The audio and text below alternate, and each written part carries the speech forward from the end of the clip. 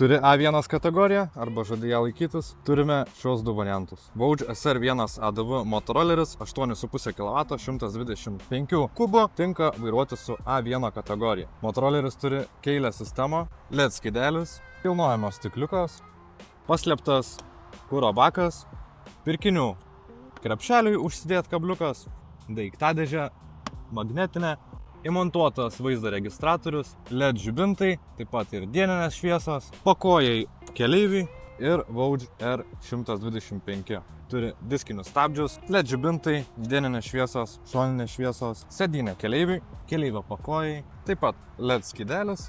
Kurį variantą pasirinksi tu? R125 modelį, ar labiau miestui ir labiau praktiškesnį variantą Vouge SR1 ADV.